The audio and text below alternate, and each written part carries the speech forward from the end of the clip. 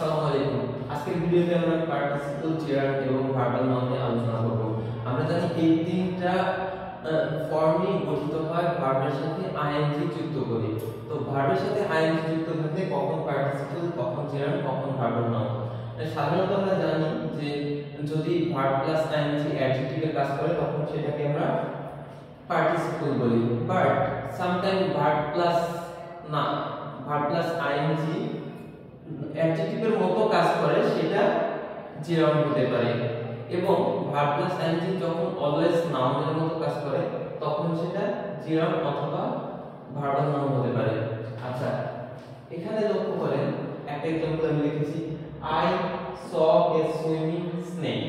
আমি একটা swimming snake দেখেছিলাম। এখানে নাউনের পূর্বে বসে এই সুইমিং এই ওয়ার্ডটা নাউনকে মডিফাই করে, অর্থাৎ এটা অ্যাডজেক্টিভের মতো কাজ করে। কিন্তু এখানে আরেকটা জিনিস লক্ষ্য রাখুন, সেটা হলো এখানে এই সুইমিংটা এই স্নেকের চলমানতা প্রকাশ করে। অনেক সময় অধিকাংশ সময় বলতে পারেন ভার্ব প্লাস আইএনজি যখন পার্টিসিপল হিসেবে ব্যবহৃত হয় তখন সেটা নাউনের চলমানতা প্রকাশ করে, বাট অলওয়েজ না, সব সময় না। যদি কোনো স্ট্যাটিক ভার্ব যেগুলো দ্বারা কোনো অ্যাকশন বোঝায় না, সেই ভার্বগুলো ভার্ব প্লাস আইএনজি যদি অ্যাডজেক্টিভ হিসেবে কাজ করে তখন সেটা কিন্তু পার্টিসিপল, সেটাকে আমরা সেটা চলমানতা বোঝাবে না। যেমন আমি একটা एग्जांपल লিখছি, দ্য মুভি ওয়াজ ইন্টারেস্টিং।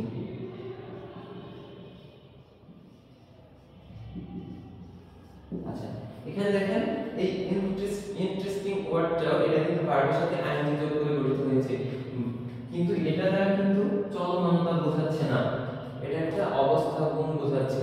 তো এরকম ক্ষেত্রে লাইক ইন্টারেস্টিং, থ্রিলিং, এক্সাইটিং, এরকম অনেক ওয়ার্ড আছে যেগুলো ভার্ব প্লাস আইএনজি হয়েও এগুলা চলমানতা প্রকাশ না করে এগুলো পার্টিসিপল আছে অ্যাডজেক্টিভের মতো কাজ করে। আচ্ছা, এখন পরের एग्जांपलটা লক্ষ্য করি, swimming is good for health. এক্ষেত্রে এই সুইমিং ওয়ার্ডটা একটা কাজের নাম প্রকাশ করে, একটা এক্সারসাইজ। সুইমিং করাটা স্বাস্থ্যের জন্য ভালো, এরকম একটা কাজের নাম প্রকাশ করে। এরকম ভাবে যে কাজের নাম প্রকাশ করে এটা অধিকাংশ সময় প্রপার নাউনের মতো কাজ করে, সেক্ষেত্রে আমরা এটাকে বলবো জিরাউন। এখানে চলমানতা প্রকাশ না করে এখানে কাজের নামের মতো প্রকাশ করবে, এবং এই ক্ষেত্রে এই ভার্ব প্লাস আইএনজিটা সবসময় নাউন, একটা সেন্টেন্সের নাউন যেই জায়গাগুলোতে বসে সেই জায়গাগুলোতে বসবে। আচ্ছা, আরেকটা एग्जांपल আমরা লক্ষ্য করি, the bus hit a walking man. এখানে ওয়াকিং ওয়ার্ডটা দ্বারা আমি এই ম্যানটা চলমান অবস্থা প্রকাশ করছি, অর্থাৎ যেই মানুষটি হেঁটে যাচ্ছিল সেই মানুষটাকে বাস ধাক্কা দিয়েছিল, অর্থাৎ এই লোকটা সেই মুহূর্তে হেঁটে যাচ্ছিল। এবার এই एग्जांपलটা লক্ষ্য করবেন, the old man lost his walking stick. এখানে আমি ওয়াকিং দ্বারা এই স্টিকটার চলমানতা বোঝাচ্ছি না, যে স্টিকটা হেঁটে যাচ্ছিল এরকম না। এখানে ওয়াকিং মানে হলো এই হাঁটার লাঠি, যে লাঠি ধরে বৃদ্ধ লোকরা হেঁটে যায় সেরকম একটা লাঠি। তাহলে এখানেও ওয়াকিংটা অ্যাডজেক্টিভের কাজ করে, কিন্তু এটাকে আমরা পার্টিসিপল বলবো না, এটা জিরাউন। যদি চলমানতা প্রকাশ না করে, অ্যাকশন ভার্ব যদি নাউনের পূর্বে বসে এরকম চলমানতা প্রকাশ না করে, এটা অনেকটা কম্পাউন্ড নাউনের মতো, অর্থাৎ ওয়াকিং, সুইমিং যেগুলো আলাদা আলাদা ভাবে এগুলো একটা কাজের নাম হিসেবে নাউন হিসেবে ব্যবহৃত হতে পারে, কিন্তু এগুলো অন্য নাউনের পূর্বে বসে নাউনকে মডিফাই করে, সেক্ষেত্রে চলমানতা বোঝায় না।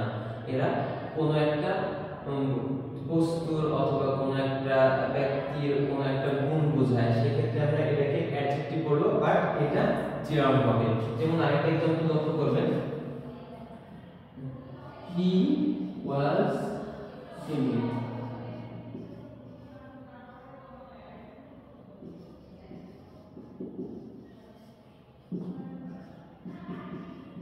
in the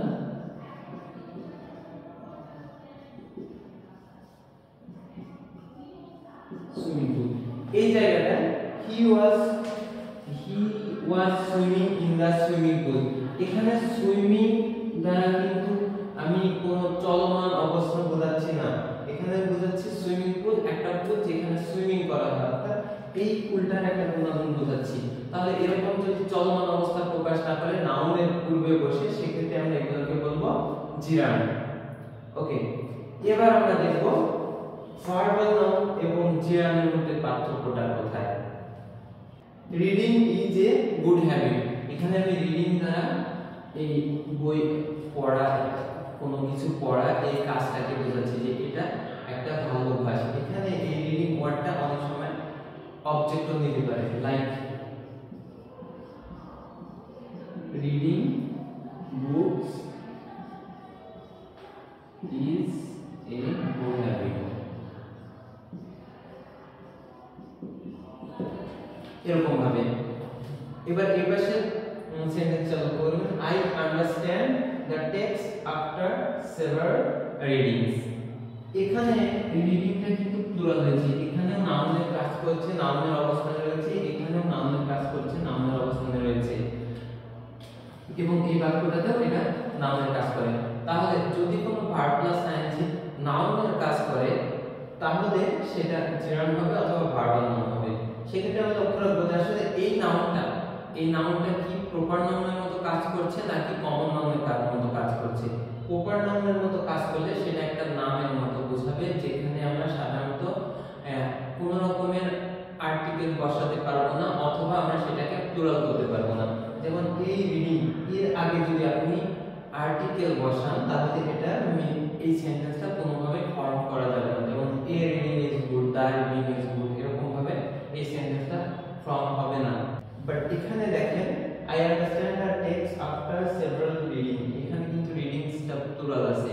তাহলে এখানে আমি এই টেক্সটটা বুঝতে পারলাম কয়েকবার পড়ার পর, কয়েকবার পড়ে আমি টেক্সটটা বুঝতে পারলাম। তাহলে এটা কমন নাউনের মতো কাজ করছে। আমরা জানি কমন নাউন প্লুরাল হতে পারে এবং কমন নাউনের পূর্বে আর্টিকেলও বসতে পারে।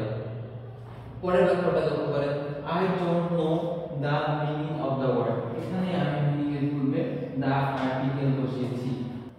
প্রপার নাউনের পূর্বে অনেক সময় আর্টিকেল বসতে পারে, ব্যতিক্রম কিছু আছে, আমরা জানি অনেক সময় প্রপার নাউনের পূর্বে আর্টিকেল বসতে পারে যদি সেটা ইউনিক কোনো কিছুর নাম হয়। বাট সাধারণ অর্থে যেটা প্লুরাল হয়, যেটা পূর্বে আর্টিকেল বসে খুব ইজিলি, সেগুলা এরকম যদি হয় তাহলে সেটা কমন নাউনের বিহেভিয়ার। তো এরকম কমন নাউনের বিহেভিয়ার যদি পাই, তাহলে সেটাকে আমরা বলবো ভার্বাল নাউন। আর যদি প্রপার নাউনের মতো আচরণ করে, তাহলে সেটা হবে জিরান। যেমন এই মিনিংটা কিন্তু এটা প্লুরাল হতে পারে, যেমন the word has many meanings,